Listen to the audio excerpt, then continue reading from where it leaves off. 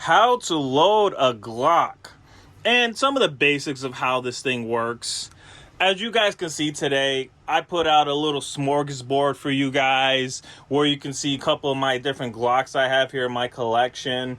I just put those as for you guys to see them. They all generally work about the same.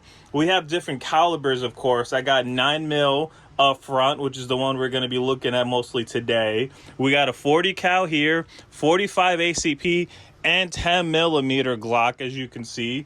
That's another 10mm Glock. We have another 9mm Glock. And over here and here, I put these hammer-fired guns just so we could show you some of the differences between a Glock and some of these other guns.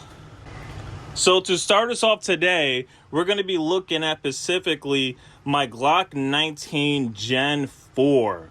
Now, don't get too caught up over the fact that this is a 19, maybe you have a different gun. They all work about generally the same. You mainly just have differences in bullets. They're all striker-fired polymer frame handguns, which, for those of you who don't know, polymer just means the frame is plastic, versus something perhaps like this that I brought out just for the comparison's sake. This is my Beretta.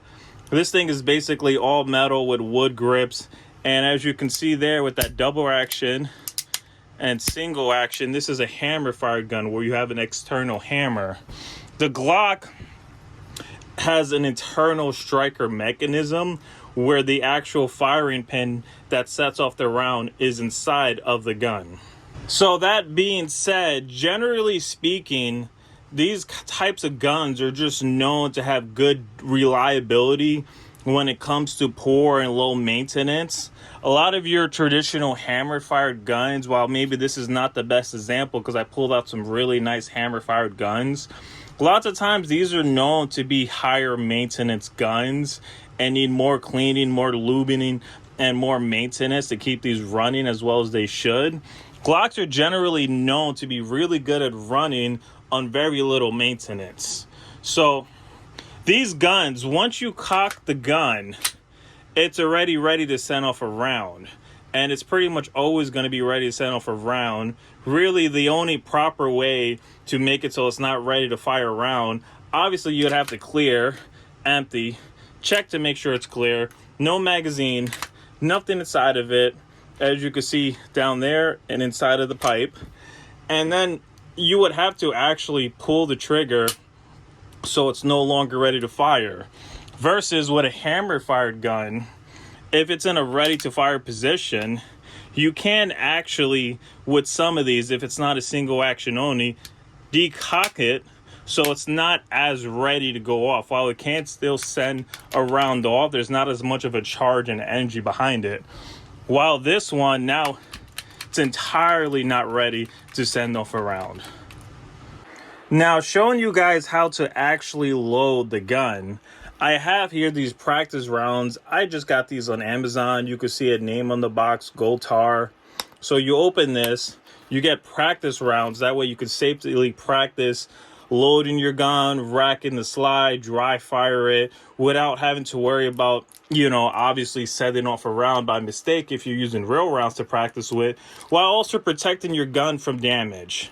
Now, as I say that, with modern striker-fired handguns, you really don't need to worry about damaging them by just racking the slide a lot, dropping the slide, dry firing. Usually these are fine, though there are a lot of handguns that you may not want to do that on, especially on older handguns.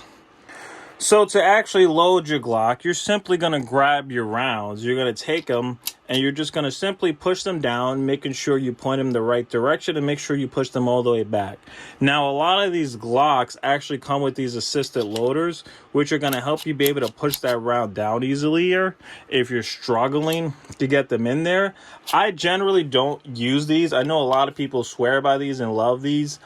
I just don't want to feel dependent on it. I know that's just a personal take. That's not necessarily a recommendation. Though I want to be able to load my mags without depending on it. So I usually don't use these. But as you can see, it can help you push that round down. That way you could get it in a lot easier. But I'm going to take that out the way because I don't like using them. We're going to shove them all in, shove them all back. You're going to keep on doing that process until your mag's full. On these Glocks, you do have an indicator to show you when it's full. And simply what you're going to do, take it, shove it into your Glock.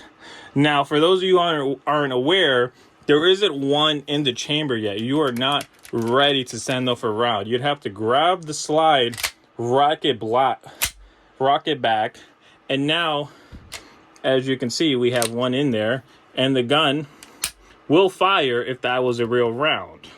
And now, once you have completely exhausted all the rounds that you have in the handgun, assuming everything works correctly, when you go to emptying, you fire your last round, the slide is going to lock back automatically. This is what you want to see. This is going to help you start your next reload. So what you would do, assuming you had another loaded mag, you simply would push the release button, take it out, put that to the side, grab your loaded mag, shove it back in, and hit that.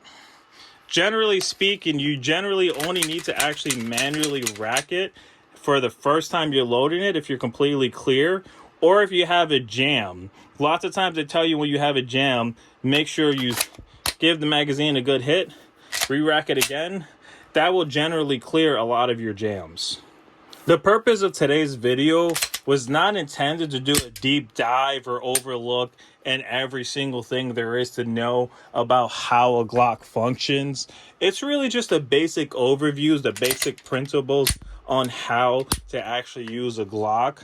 Certainly there's more to it.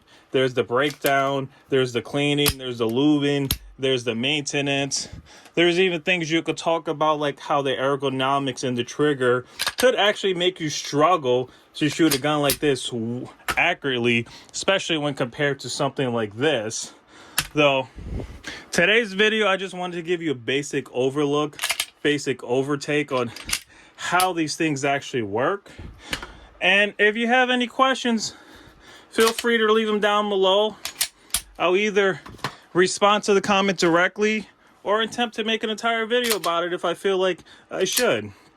Though, thank you for watching today's video, and have a nice day.